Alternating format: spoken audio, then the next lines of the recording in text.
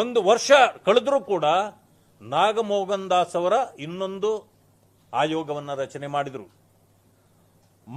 ನಾಗಮೋಹನ್ ದಾಸ್ ಅವ್ರದ್ದು ಮಾಡಿ ಅವರು ಎಲ್ಲ ಕಡೆಯಲ್ಲೂ ಸುಮಾರು 115 ಕೋಟಿ ರೂಗಳ ವೆಚ್ಚ ಮಾಡಿ ಅಧಿಕಾರಿಗಳನ್ನು ಬಳಕೆ ಮಾಡಿ ಮನೆ ಮನೆಗೂ ಸರ್ವೆ ಮಾಡ್ತೇವೆ ಅಂತ ಮಾಡಿ ಈಗಲೂ ಕೂಡ 60-65% ಹೆಚ್ಚು ಸರ್ವೆ ಆಗಲೇ ಇಲ್ಲ. ಆದರೂ ಕೂಡ ಬಂದ ಅಂಶಗಳನ್ನು ಅವರು ಹೊರಹಾಕಿದ್ರು. ಸರ್ಕಾರ ಹೇಳ್ತದೆ 97% ಜನರನ್ನು ನಾವು ಇದರಲ್ಲಿ ಸರ್ವೆನಲ್ಲಿ ನಾವು ಬಳಕೆ ಮಾಡಿದ್ದೀವಿ ಅಂತ ಹೇಳ್ತಾರೆ. ಅದು ಮೊದಲನೇದ ಸುಳ್ಳದು. ಅದು ಏನೇ ಇರಲಿ, ಇರ್ತಕ್ಕಂಥ ಅಂಕಿಅಂಶಗಳ ಪ್ರಕಾರ ಈಗಾಗಲೇ 5 ಗ್ರೂಪ್ಗಳನ್ನು ಮಾಡಿದ್ರು ಇವರು. ನೀವು ಸದಾಶಿವ ಆಯೋಗವನ್ನು ಜಾರಿಗೆ ತರ್ತೀವಿ ಅಂತ ಮೊದಲು ಹೇಳಿದ್ರಿ, ಅದನ್ನು ಮಾಡಲಿಲ್ಲ.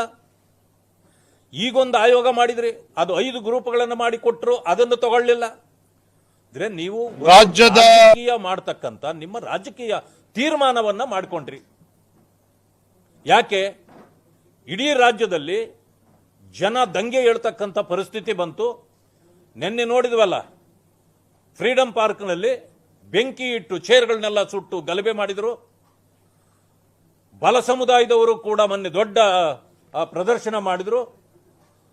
ಬೀದಿಗಳಲ್ಲಿ ಹಾದಿಯಲ್ಲಿ ಇವತ್ತು ಗಲಭೆ ಪ್ರಾರಂಭ ಆಯಿತು. ಇದು ಬೀಸೋ ದೊಣ್ಣೆಯಿಂದ ತಪ್ಪಿಸಿಕೊಳ್ಳಬೇಕು ಅಂತೇಳಿ ಸರ್ಕಾರ ಮಾಡಿರ್ತಕ್ಕಂಥ ಕ್ರಮ.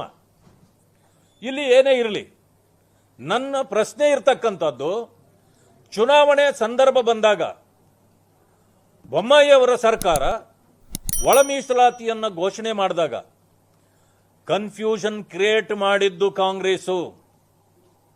ಜನರನ್ನ ಎತ್ತಿಕಟ್ಟಿ ನಿಮಗೆ ಅನ್ಯಾಯ ಆಗಿದೆ, ಅವ್ರಿಗೆ ಜಾಸ್ತಿ ಕೊಟ್ಟುಬಿಟ್ಟಿದ್ದಾರೆ, ನಿಮ್ಮನ್ನು ಕಡಿಮೆ ಮಾಡಿಬಿಟ್ಟಿದ್ದಾರೆ ಅಂತೇಳಿ ಕನ್ಫ್ಯೂಷನ್ ಕ್ರಿಯೇಟ್ ಮಾಡಿದ್ದು ಕಾಂಗ್ರೆಸ್ಸು.